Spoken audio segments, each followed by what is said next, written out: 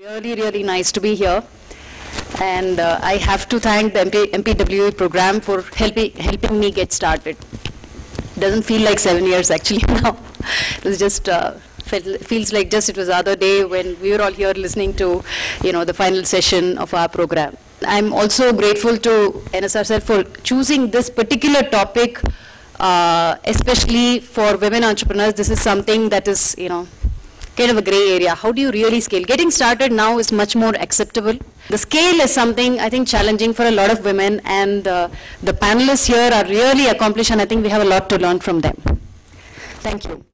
A lot of the women are well educated, they have graduate degree or more, they come with a lot of sector experience, and 57 of women entrepreneurs are in the knowledge-based industry, right? And 47% of them are, sole proprietors of the enterprise. That is really, really cool.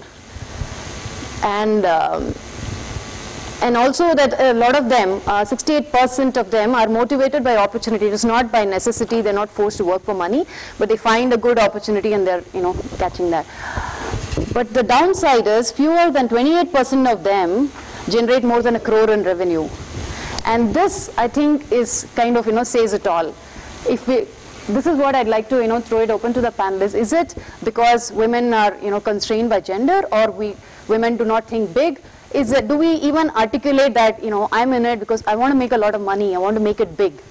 So this is my, the first question I have, and if they could kind of explore this from their own experiences. So I'll tell you a little bit about the study. She found it on the net. Meera and I worked together on other things, but she found the study on the net, and I say, hey, we architected and curated this whole study. I'll tell you the genesis of the study. Sucharita and I are very much involved. I'm part of a public policy think tank group called Athena Infonomics. We do a lot of work on public policy, and one of the things that we are working on is a roadmap 2020 for women, and women's empowerment and women's leadership and women's entrepreneurship. What we found was, there are lots of studies. We have a conference, everybody feels good. There is a few speakers come, we say something, and then we all walk out and we say there are lots of things to happen. We said we need to go beyond that. If we really have to make a difference, we must have a vision. We must have a long-term plan, which must be at least 5 to 8 years out. We must have data. We must monitor that data. And then we must see how are we building the ecosystem to take it from a baseline of X to a baseline of Y.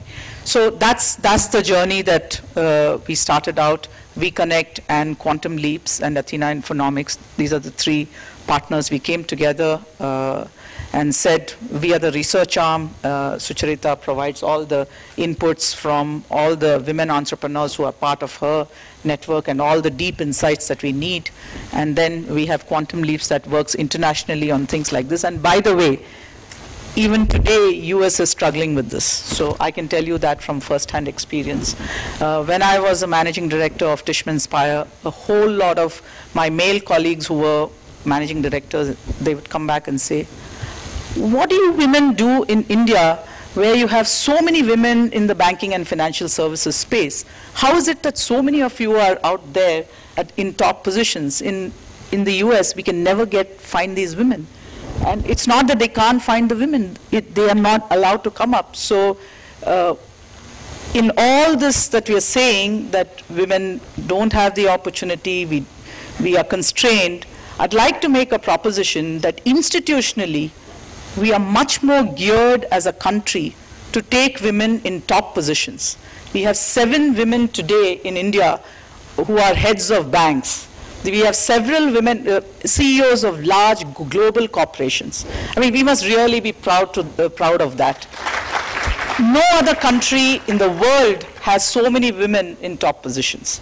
So there is something institutionally we are obviously doing right, that all these women feel they have the opportunity. They've all come from similar middle-class backgrounds and made it to the top.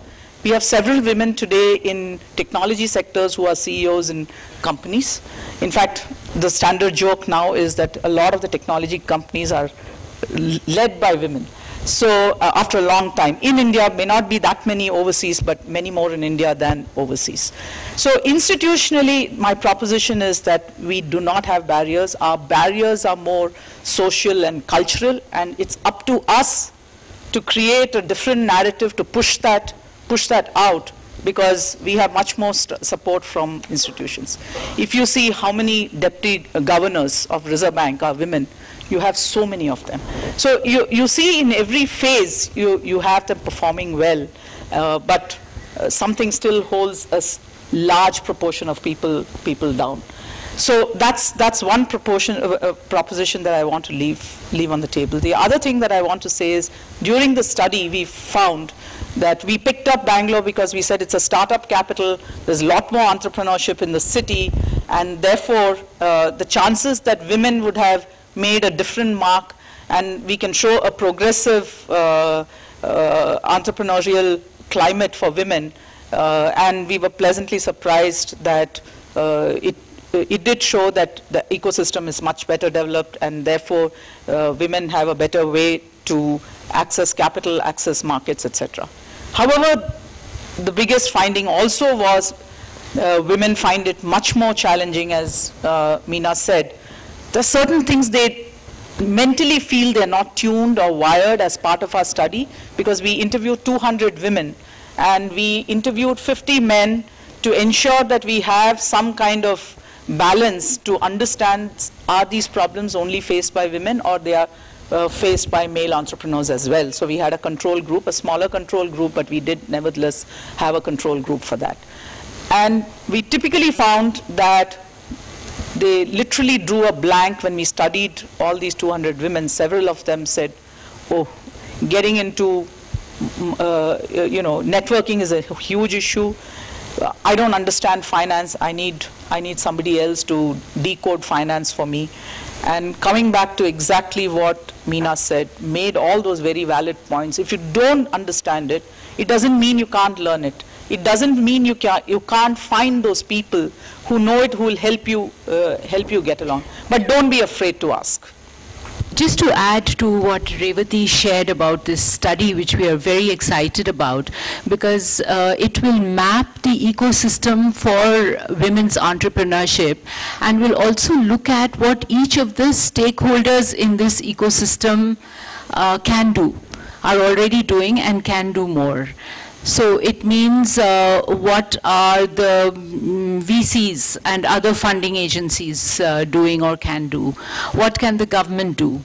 What can business associations like TIE and CII, etc. do? And of course, most importantly, what can women do very consciously? So, it will create that roadmap. So it will be hopefully easier for each one of those organizations who are interested, and also individuals, to really contribute and accelerate entrepreneurship in general, and certainly for women. There are two things which Revati mentioned, and I wanted to highlight, which came out of the study in Bangalore. One is that 90% of the women interviewed, and in the general discussions they expressed, was access to markets was a major challenge for them. So 90% of them said that. Another large percentage of them said that access to finance and funding was a major challenge for them. So I just want to throw this out here to hear from you later when we discuss about what you think and what's been your experience.